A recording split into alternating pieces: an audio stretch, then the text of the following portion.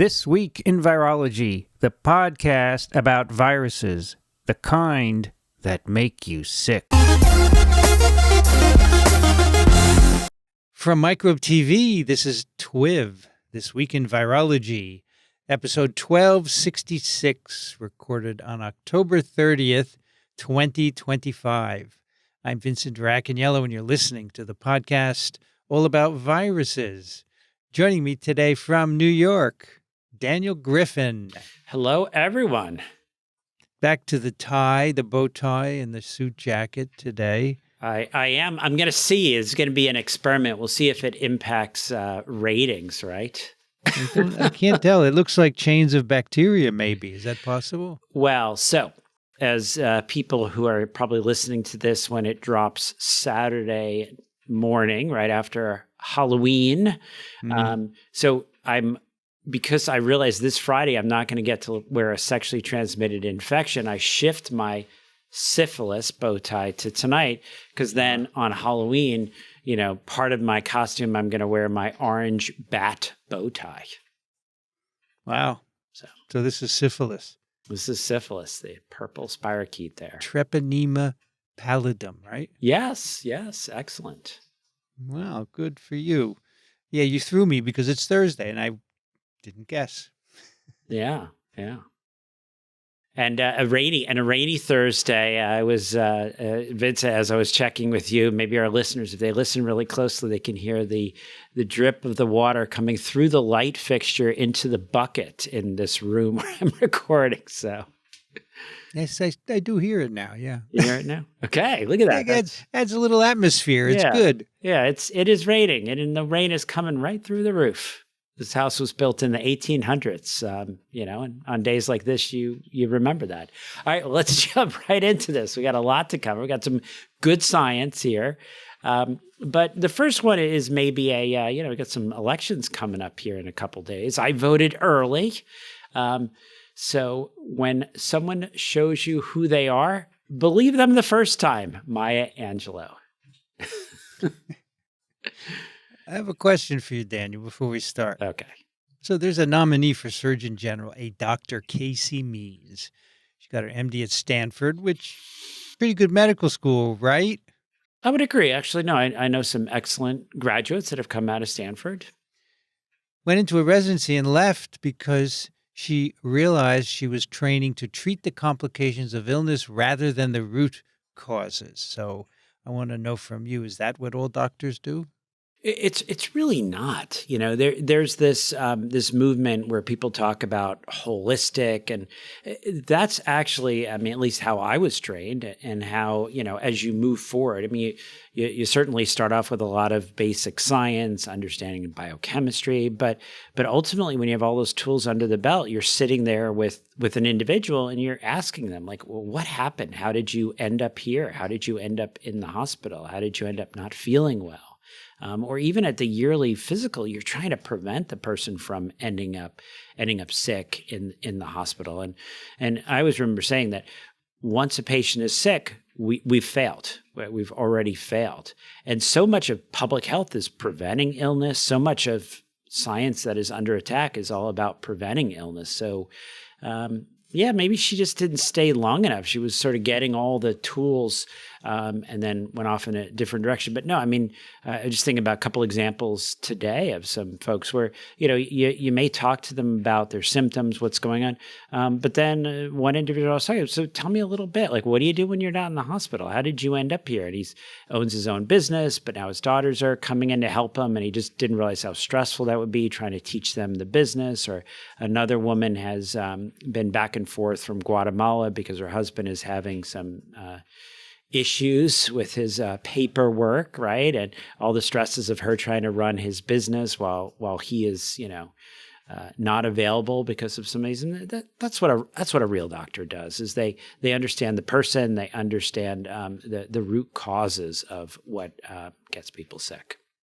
Certainly infectious diseases, you identify the organism, right? We do that on TWiP all the time. All the time, right? Like, where were you born? Where did you grow up? What do you eat? What have you been doing? It's just so.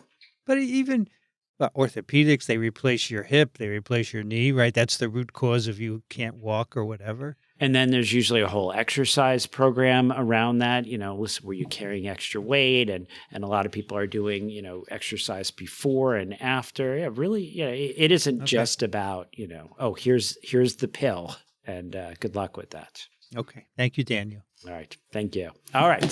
So this is I want to start with what really is a great article. And I'm going to leave a link into the deep dive from TWiV. You guys did a great job of covering this, Vincent. I'm not going to cover this in the same detail. So I'm going to recommend people follow the link. But let's talk about this really exciting article. SARS-CoV-2 mRNA vaccines sensitize tumors to immune checkpoint blockade, published in Nature. Are you excited to talk about this again, Vincent? I think this is a wonderful paper. And the title of the TWiV was mRNA Vaccines Make Cancer Treatment Great Again. I like that. So, well, that's exactly what's going on here. So it takes a little background, but I think we have some pretty sophisticated listeners, people we've pulled you away from TikTok for the next 30, 40 minutes for a little bit more in-depth. But really, I mean, it takes a little bit, but I'm going to start off with what is the punchline. So that's exactly, what's really in the title here is they're going to go through and describe the fact that getting a COVID mRNA vaccine can actually improve survival in patients who have cancer and get a certain type of cancer therapy. And they're going to show us that folks that got one of these COVID-19 mRNA vaccines, so it's the Moderna and the Pfizer is what we're going to look at, within 100 days of starting a certain type of cancer therapy, are going to have a really improved odds of survival, right? So if they're going to survive, let's say 3 years, at 3 years, they're about twice as likely to still be alive. So 30% versus almost 60% that got that COVID shot.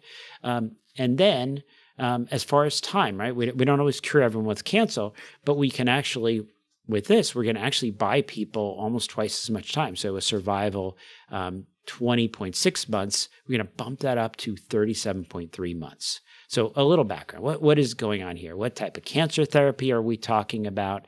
And it's a type of cancer therapy that people might know of as immune cancer therapy, or more specifically, immune checkpoint inhibitor therapy. They've got a wonderful acronym, ICI. We'll try to avoid using that 3-letter acronym. But here's the whole story. Is we had this idea for really many years, and I think now it's been confirmed, that people get cancer throughout their life.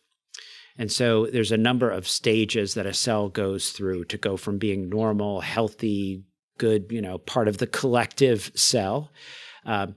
First, you have this sustained proliferative signaling, and then you have the evasion of growth suppression, and then you have this resisting of cell death. So the cell just keeps multiplying without undergoing a programmed cell death, that apoptosis or apoptosis, however we're going to pronounce that. Think of the pterodactyls, I guess. Mm-hmm. And then this really critical step, I'm going to leave a link into a paper that I published before, sort of really, I think, pretty accessible, but immune evasion. So here you have these replicating cells that are not dying, and usually the immune system can step in, can clear these up, but somehow the cancer evades the immune system. And how does that happen? Well, the cancer cells will actually put on their surface certain proteins that signal to the immune system, don't destroy me, nothing to see here. And some of these, I think some of these proteins people are familiar with, like PD-L1, programmed death ligand 1, sits on the surface, and there's a receptor that the T cell has. When the T cell comes along, it engages, and actually sends a signal to the T cell, go kill yourself, don't bother me. And that's exactly what it does, right? I mean, it sounds silly. It's exactly what it does. Or the other is the cancer might have a protein called CTLA4 on the surface, And when the T cell comes along, again, has a receptor, engages, and the T cell goes into this inactive state. So I thought of this image. So instead of the T cells killing the tumor like they're supposed to, they're all reading Sylvia Plath poems and committing suicide or sleeping next to the pool. What does the pool have to do with it? Just sleeping next to the pool instead of doing their job. I see. Maybe they went to one of those legal cannabis shops, like, one of our candidates for mayor. So just so we can get political here. So what we've done over the years, we've realized that if you actually give medicines that cap off those signal proteins, then your body's immune system can actually go in there. And so great stuff, but it doesn't really work for everybody. When we give those medicines to try to block the cancer from stopping our immune attack, it doesn't always work. There are things called cold tumors, but we find out here in this study that if you give these individuals an mRNA shot, and they're going to tell us how this works, it's going to boost those drugs. And they actually, some nice figures, we could really see this survival separation. And I was really intrigued. It seems like it's separating more and more over time as far as your odds of survival. And so they look at and they actually find out that there's type 1 interferon signaling involved. They start, back and forth looking at mice, going back into people to kind of confirm this. And I think basically what we're seeing here is that mRNA vaccines are actually allowing your immune system to get in there and mop up the cancer. And why did they even do this? And I think it was the observation, as opposed to the mythology out there, mythology about these turbo cancers. The observation was they actually had people saying, I had this tumor, I got an mRNA shot, and the tumor melted away. And this is actually the research sort of explaining what exactly was happening there. Yeah, it's also interesting that getting a vaccine increases PD-L1 levels on the tumor, which is a metric for whether you get this kind of therapy or not. If you have a certain percentage of tumor cells that produce PD-L1, then you're a candidate for surgery. And this can increase that. So if you weren't a candidate, then you could get to be a candidate after getting an mRNA vaccine. Yeah, it was like a 20, 30% bump. So yeah, if your doc says, oh, I'm sorry, you're not a candidate, you get an mRNA shot, you're like, can you check again? Now you might be a candidate. And this is amazing stuff. I mean, we should talk about some real examples, right? I mean, so people may remember many years ago, before Jimmy Carter actually died, he ended up with a melanoma in the back of his eyeball. Mm-hmm. And he got immunotherapy with actually targeting these two immune evasion pathways. Right. And within 2 weeks, his melanoma was gone. Right. And that was the same melanoma that killed Oliver Sacks not too many months before. We talk about our buddy Dixon Despommier. He got many extra years with one of his cancers from immune therapy. So this is amazing stuff. And actually, here we're seeing this mRNA vaccine really boosting the ability of these really, I'll say, less toxic and more effective therapies. Yeah. So it's just good because people like to trash mRNA vaccines because they don't know anything, right? But in fact, they've prevented a lot of COVID deaths and severe illness. Millions of people are alive today thanks to those vaccines. But now we see another benefit of these mRNA vaccines. And what was interesting from the paper is that not all mRNA vaccines seem to do the same thing. So the COVID vaccines work well, but in terms of their mechanism, another mRNA vaccine they tested it didn't work as well. So we're going to need to do more work here to see what's going on. But right now you have off-the-shelf vaccines that you could get. Yeah, and the old-fashioned Moderna seemed to be better than the Pfizer, maybe because there was more mRNA, more reactogenicity when they did some changes, the Carico modification to the pseudouridine, change that back, get more, reaction to the mRNA. You got a better anti-tumor response. So yeah, but we already have, off the shelf, go get a Moderna shot with your ICI and you double your chance of survival, double your time with us. I mean, that's already amazing. The other thing that's very good about this paper is they had a mouse model for melanoma and non-small cell lung cancer, which were the two cancers in people they looked at, and they duplicated the effects. Amazing, in mice, right? Yeah. Because in humans, this is an observational study and we can't conclude anything. But in the mice, it's clear that giving the mRNA vaccine lets them live longer and clears metastases and so forth. Yeah. Yeah. Yeah. All right. So amazing stuff. All right. Another really interesting thing. I think, is this why the NIH is increasing the mRNA vaccine research support? Is that what's driving that? Okay. They canned it, Yeah, I know. I sort of say that, but come on. It's stuff like this is amazing. Just instead of it being about a cult or a mythology or misinformation. I mean, this is real science. And I really enjoyed you mentioned at the beginning of one of the deep dive TWiVs that one of the great things about TWiV is we discuss the actual papers, the actual science. Right? And here it is, actual science. We don't have an ideology. We just believe in science. Yep. And we don't blanket say vaccines don't work, for example. And the science tells us that this is what it's doing. And so this could translate into lives for many, many people. Yeah. Yeah. And an extra year and a half with someone you love. I mean, that's amazing stuff. Yeah. Even with someone you don't love, at least you're living, right? Yeah, you got an extra year with that aunt who drives you crazy, or Uncle Jimmy coming down from Boston for Thanksgiving, right? All right. You'll miss him when he's gone, or not. All right, another article.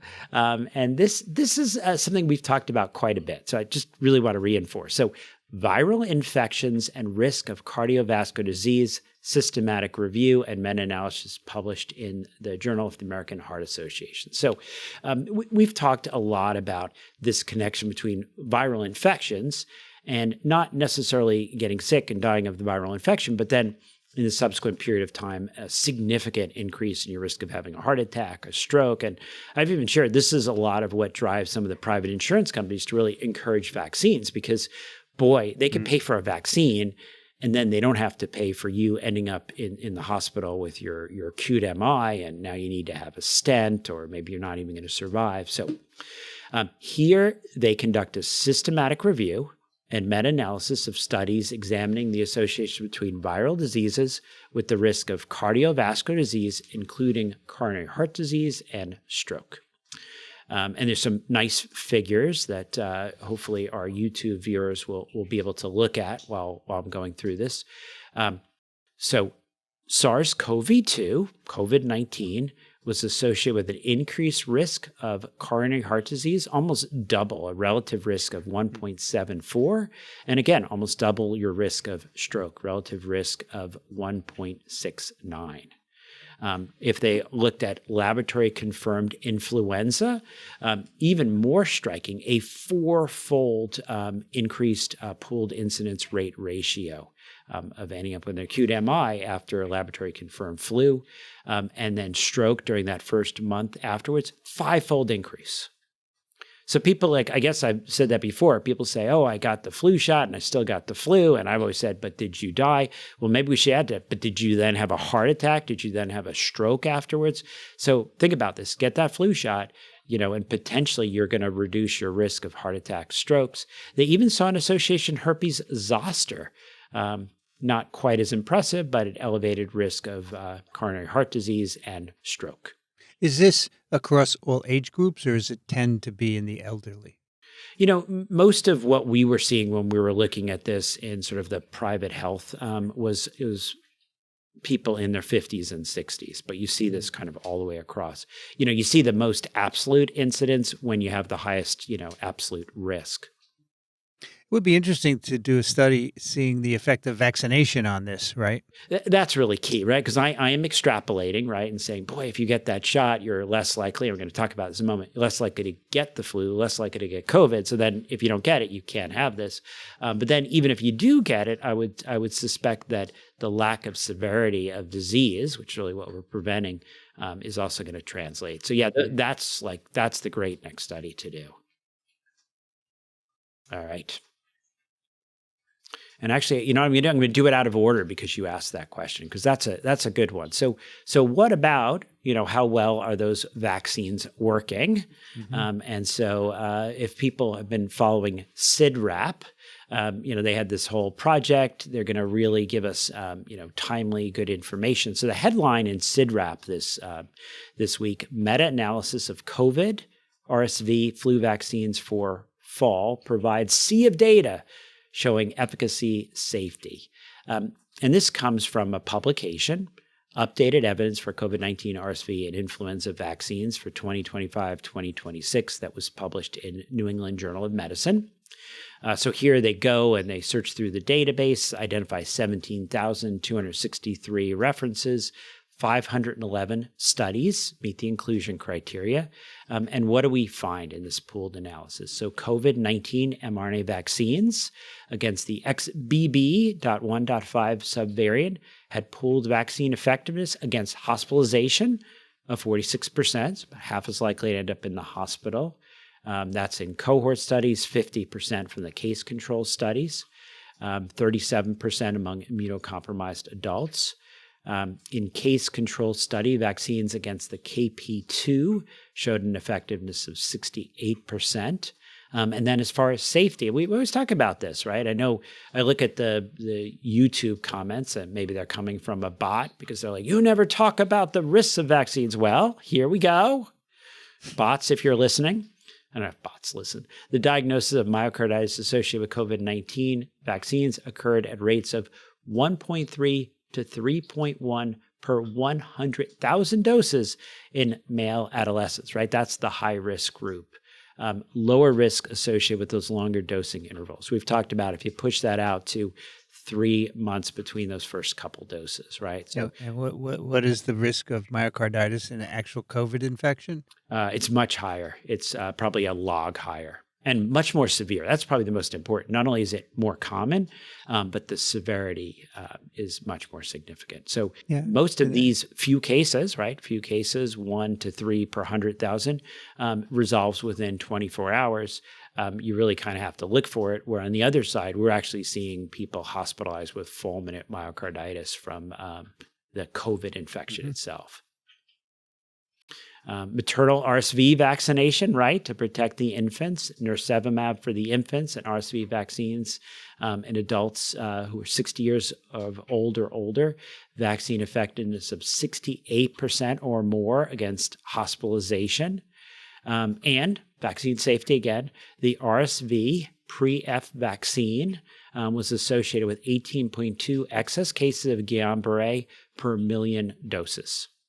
And a significant associated with preterm birth was not observed when the vaccine was given at 32 to 36 weeks gestation in the pregnant moms.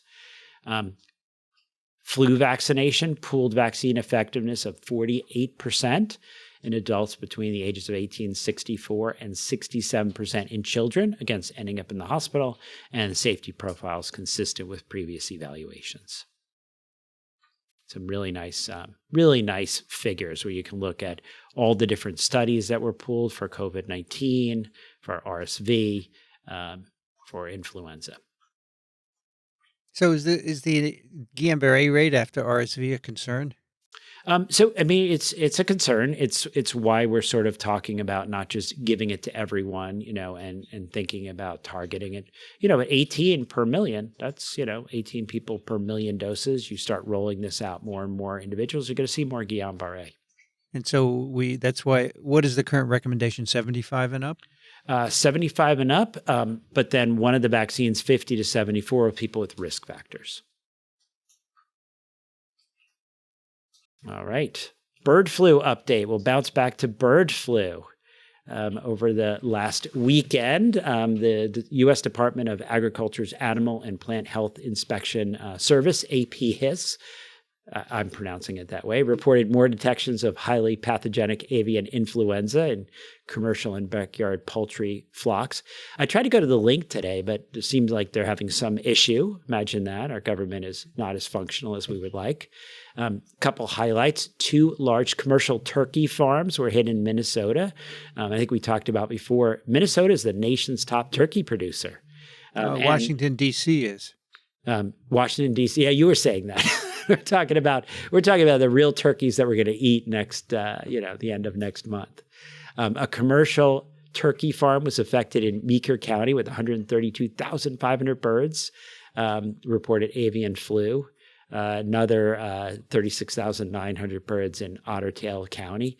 Yeah, no. So this is the epicenter. So the largest commercial turkey farm, area in the U.S. is actually this epicenter of, highly pathogenic avian influenza activity. I'm going to have sushi this Thanksgiving. Do you eat turkey on Thanksgiving there, Vincent? Not for years. I've got so tired of it.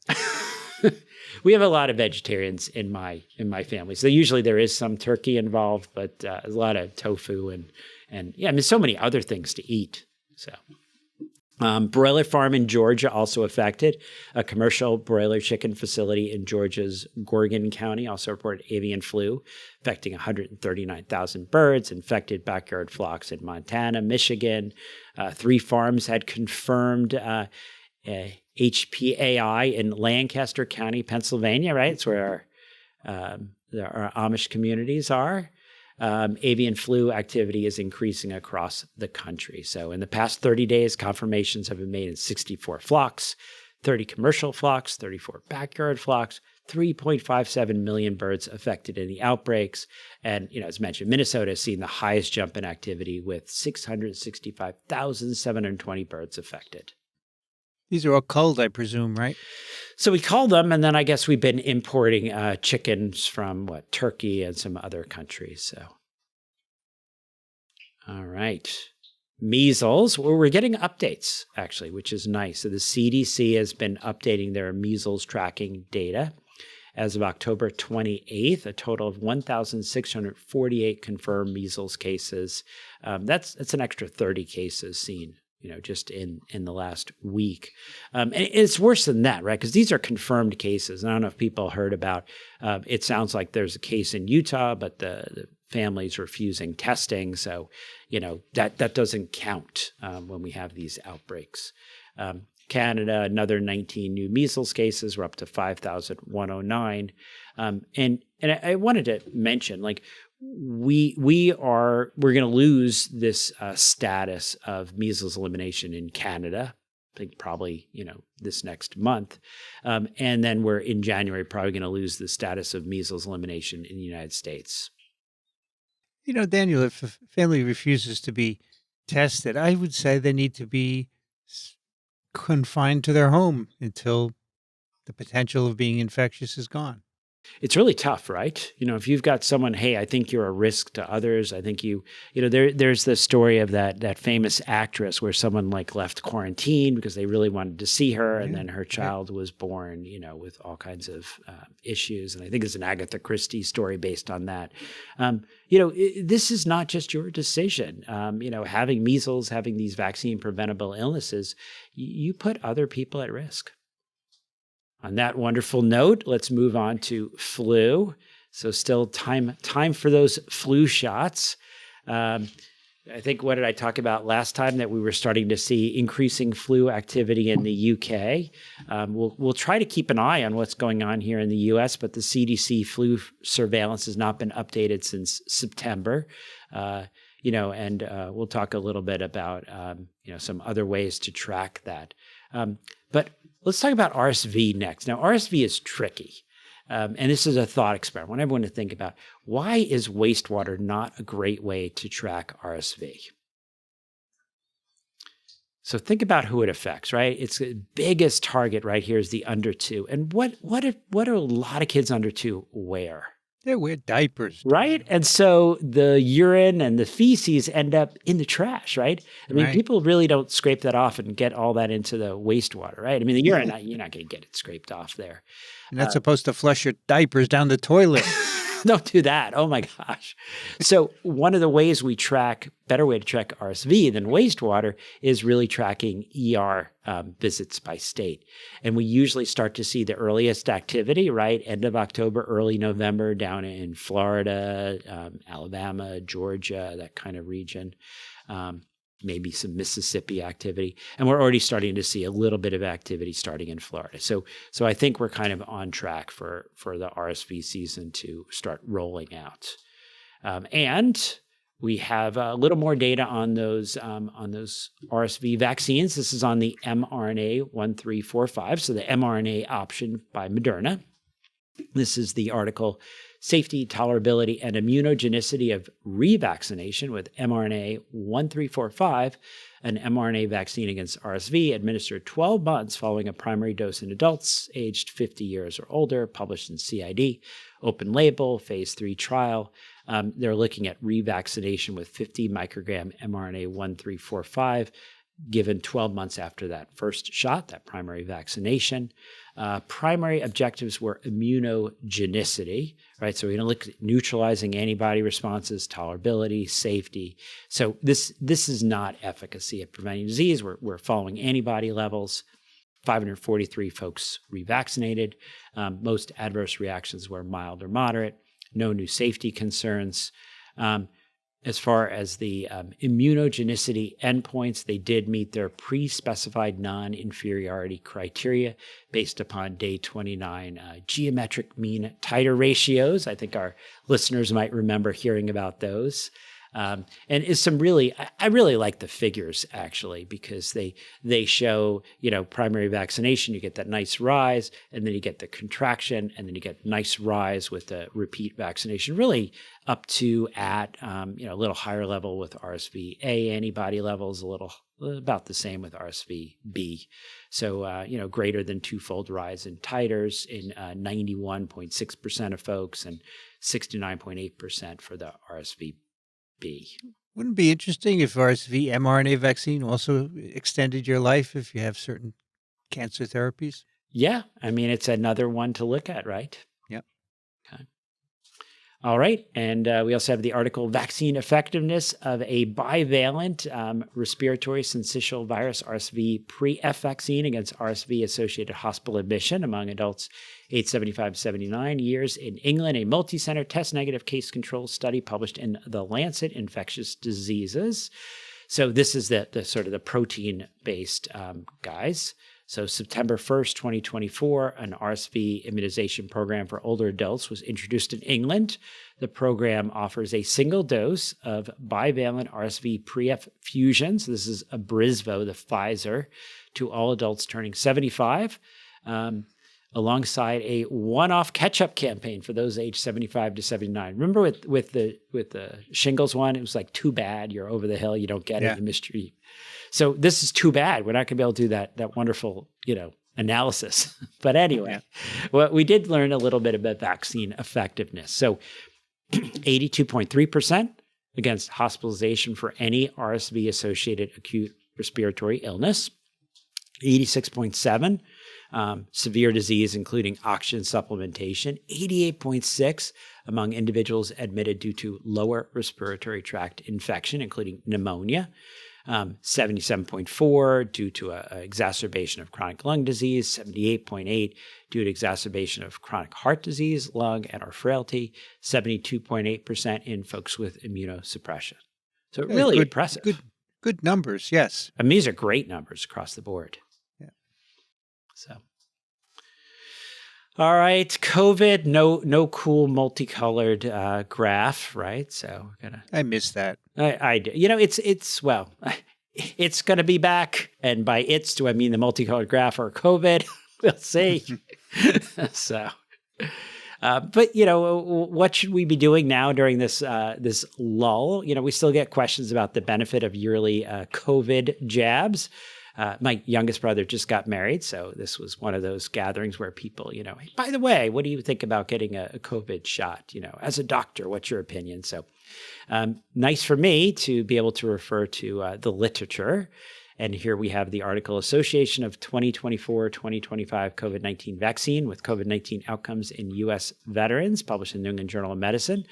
Observational study that used the electronic health records of the Department of Veterans Affairs to evaluate the effectiveness of 2024-2025 COVID-19 vaccine among veterans who got COVID-19 and flu vaccines on the same day, 164,132 participants. They've got an active comparator group who received flu vaccine only, 131,839 participants. I have to clarify flu vaccine versus receiving the flu because this is the military, right? And there are some sittings where they give you the flu and you volunteered for that, right? But no, this is vaccination you're volunteering for here. And these are veterans, right? So I don't think they have to volunteer for those flu challenge studies. But here are the results. At 6 months, estimated vaccine effectiveness was 29.3 against COVID-19 associated emergency department visits, 39.2 against COVID hospitalization, 64% against COVID-19 associated deaths. So nice figure with all the different outcomes. Could be better, right? It needs to be better. We want a better, we want better outcomes here. So, I mean, we just talked about those RSV outcomes that were like all pretty much in the 80s. So that's kind of what we want. I mean, the deaths is really the best one, 64%. Yeah. Right? Because in an older population, it doesn't take much to get them to the ED, right? Yeah, you feel crummy, you end up in the ED, maybe even end up in the hospital. You're not doing well at home, but yeah. But the deaths, it's 64%. That's pretty good. Yeah. And this is in this particular population. So let's talk about another article, Durability of 2024-2025 COVID-19 Vaccines Against JN1 Subvariants, published in JAMA Internal Medicine. So August 22nd, 2024, a year ago, the U.S. FDA authorized for emergency use the updated 2024-2025 messenger RNA COVID-19 vaccines targeting the KP2 strain variant of the JN1 variant for persons 6 months or older. August 30th, the FDA also granted emergency use authorization for Novavax. So here they collect individual level data on the uptake of this updated COVID vaccine. And they're going to look at approximately 1.8 million persons using this Nebraska Electronic Disease Surveillance System, Hospital Discharge Data System, Office of Vital Records, and State Immunization Information System. They're going to look at 3 outcomes. We're going to look similar to above: SARS-CoV-2 infection, COVID-19 related emergency visits, COVID-19 related hospitalization or death. And then who gets what? So we've got 237,203 individuals, 86,594 got Moderna, 148,429 got Pfizer BioNTech, and only 2,180 got Novavax. So let's walk through the data. So the vaccine effectiveness against infection reached a level of 44.7% at 4 weeks, and then declined to 35.5% at 10 weeks, and then down to 16.7% at 20 weeks. So you can really see the drop off there. For emergency department visits, we peak at 45.1 at 4 weeks out, 42.9 at 10 weeks, and then 39.1% at 20 weeks. So not terrible. And as far as hospitalization or death, 57.3% at 4 weeks, 49.7 at 10 weeks, and 34% at 20 weeks. So, the drop of protection against infection is not surprising. Yeah. So that's fine. But, these results are broad, right? They're really wide confidence intervals, right? Yes. And we're getting a trend, in 57, 49, 34. I mean, it does look like there's some contraction of the protection. Right. But, I mean, the T cells are what are protecting you against severe disease and deaths. And they're not supposed to worry about the variant that you're infected with. So I think the decrease is maybe a statistical issue and nothing else. Because the intervals are broad, and you can look at the hospitalization or death, and the upper limit is maintaining protection there, right? Pretty much. Yeah, it's actually true. I mean, if you look at ER visits, that's actually fairly level, right? Yes. So. And so that's going to wrap us up this week, right? Not a lot of changes with management of acute COVID, not a lot of management changes with second week. But as we've been saying for years now, no one is safe until everyone is safe. We are now in our Microbe TV fundraiser. Vincent, Wow. this is exciting. All right. I've been waiting all year for this. So thank you for all your support for our American Society of Tropical Medicine and Hygiene fundraiser. I guess you and I and Chuck and some other folks are going to be heading. Peter Hotez will be there. A bunch of us, I guess all of the Parasites Without Borders directors are going to be there in Toronto. But moving on to Microbe TV, we're going to be doubling those donations. We want to get up to that maximum donation of $20,000. So go to parasiteswithoutborders.com, click that donate button. Help us continue to do this great work. Time for your questions for Daniel. You can send yours to daniel@microbe.tv. Eli writes, how does giving a newborn hepatitis B vaccine produce protection when the child is not yet immune competent? Okay. So Eli, this is that's a sophisticated question. So I'm going to take your word immune competent and be a little critical of that. So when a newborn is born, they may not have a fully mature immune system, but they still do have an immune system, and that immune system still has the ability to respond to challenges, still has the ability to acquire memory. And so we've actually seen with hepatitis B, with BCG, which we think is mainly working through T cells, that newborn children can actually get protection. So why do we give hepatitis B right at birth? Because when we were waiting, we were seeing children actually about 25% breakthrough. We were missing cases. Maybe the child would get it through breastfeeding or other exposures, not sexual exposures in the early period of time. But yeah, so newborns actually have a mature enough immune system, enough immune competence to respond to some of these vaccines right at birth. The fact is they work, right? They work. That's that's the proof of the pudding. Rita writes, I've been listening to TWiV early in the pandemic when Dr. Ginger Campbell recommended it on the Brain Science podcast. I have been an avid listener to the regular episodes and the clinical update ever since. It's been a shining light in these dark times.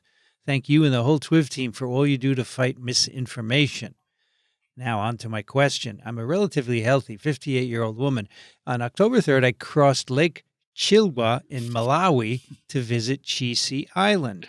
I had limited contact with the lake water, no swimming or wading, but it definitely came into contact with my skin. Colleagues recommended that I see a doctor, which I did. She prescribed praziquantel for me to take 8 weeks post-exposure, whether or not I develop symptoms. I got the pills and have them on hand. My primary care provider's initial response in consultation with an ID specialist is that I get a blood test at 12 weeks post-exposure. If it's positive, she will do urine and stool to confirm infection. Then I would take praziquantel. I would likely have to pay for this out of pocket as I have not yet met my yearly deductible, and all this tending might extend into 2026. I saw my provider today and told her about the Malawian physician's advice. She said it was up to me.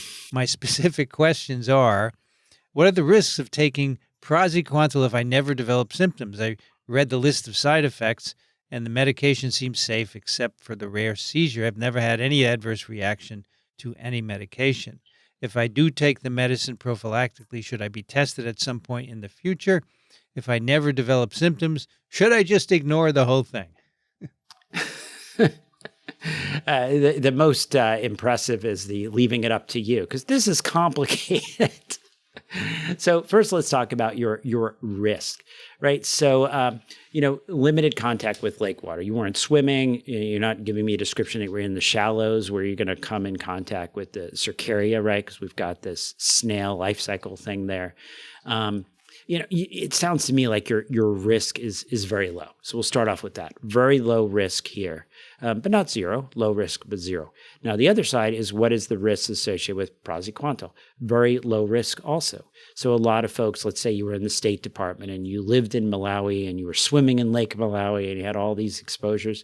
When you leave, kind of what you were talking about here, 8 weeks after your last exposure, you go ahead, you take your praziquantel. Very well tolerated. You ran through the side effects. Not something I would expect there to be a problem. I don't really know if it makes sense to go through all the hoops and all the expense of doing serology testing, following that up with urine or other testing. It is very low risk to start off with. You would lower that risk even a little more with going and taking the praziquantel. I'm not sure if it makes sense to go down all these other roads. Jessica writes, sorry to bring up another potentially troublesome topic, but I hear our leadership wants to import lots of beef from Argentina. I also heard there's a lot of foot and mouth disease in the cattle there. Meanwhile, our food inspectors are fired or sidelined. What should consumers think about this? Is there cause for concern? So Jessica, this is an interesting topic. So hoof and mouth disease, I guess personally has been an issue because, when I was first over there in Malawi and I was, wanting to buy a cow because we were heading into the pandemic, and I thought that would be a great thing for, a source of protein, nutrition for some of the staff and some of the support staff. At the clinic in eastern Uganda, there was a hoof and mouth disease epidemic going on that then got under control, and actually later I actually lost one of my cattle to hoof and mouth disease. Now, Argentina is a totally different situation. Argentina is actually WHO certified hoof and mouth disease free as of May of this year. And we think they may not have even had hoof and mouth disease since 2000. There's even about half of the country where they don't even require a vaccine because they really have done such a great job here. So I've seen a little bit back and forth about this in the news, but I really don't think that's really an issue, hoof and mouth disease in Argentina. I guess what is an issue, and sort of talking to people that are ranchers and are involved in this, they're pretty upset about the whole idea, as you can imagine, about their tax dollars going to subsidize the competition and their tax dollars going to bring, cheap beef into the country to undercut their ability to make a living. So I don't think there's a medical, it's more of an economic issue here. This may be some kind of an excuse. Barbara writes, I'm 70. I had chickenpox as a child, raised 4 children, all of whom had it as well. When I turned 60, I got shingles vaccine, which was 1 shot. I ended up with a strong reaction. I went to the pharmacist to see if I needed a doctor. She told me the reaction was evidence that my immune system was reacting. So, okay, I got over it. In the meantime, Shingrix vaccine became available, but I've been reluctant to get it because of the adverse reaction I experienced with the first one. My doctor did tell me I don't have to get Shingrix, but I want to know if you believe I should for the dementia angle. To make this decision even harder, my older sister has Alzheimer's and is in decline after being diagnosed 7 years ago when she was about my age. As you can probably imagine, I'm fearful that I could be next. Our parents did not live long enough to know whether they would have had dementia. To my knowledge, my sister is the only person in my family who's been afflicted. I only found Microbe TV in January this year when the administration began its assault on public health, and I looked for alternate sources to stay up to date as possible. It galls me that I never found you during the COVID pandemic. I relied on MedCram throughout, and so far I've never had it, but still, would have been so good. Y'all are a gift. Thank you so much. Well, thank you, Barbara. So yeah, this is a challenging question, right? Because as we've mentioned a few times during this episode, vaccines can have side effects. You can have issues with reactogenicity like you're describing here. And we've, over the last year, talked about several studies where, the great study out of the UK that I alluded to, showing the original vaccine for varicella zoster was associated with a reduced risk of dementia. Some other studies that maybe the Shingrix is even better than the original. So the Shingrix is a protein-based vaccine. So it is tough because you have Alzheimer's history in the family. So you have reasonable concern. So, in a context like this, getting the shot, getting the Shingrix is reasonable. You might end up with that sore shoulder again, that sore injection site. Yeah, that's kind of a good trade-off for preventing dementia, right? I would think so. Dan writes, I'm a regular TWiV listener, and I appreciate your factual information and insights during these challenging times. I have a question. I'm a healthy 70-year-old, a Novid, and plan to receive another COVID booster in the next few weeks. Last fall, I had Novavax. All priors had been mRNA vaccines, hoping it might provide more durable protection. I believe there isn't hard data on that. My question, I'm thinking of having Novavax booster again, but I'm concerned that it still is only against the JN1 lineage, so not updated. In view of the XFG variant being predominant, do you think updated Pfizer or Moderna targeting LP8-1 might be more effective? Yeah. So Dan, this is a great question. Sort of proof of my belief is I went ahead, I got the Novavax booster this fall, as did my wife and everyone else. As Vince and I have talked several times, I think a lot of the protection against severe disease is T-cell based. There certainly are contributions to antibodies to prevention of infection, which is relevant concern. But no, I'm not convinced that there's any compelling data that you need to do the mRNA if you had Novavax before, if you tolerated it well. That's TWiV, Weekly Clinical Update with Dr. Daniel Griffin. Thank you, Daniel. Oh, thank you. And everyone, be safe.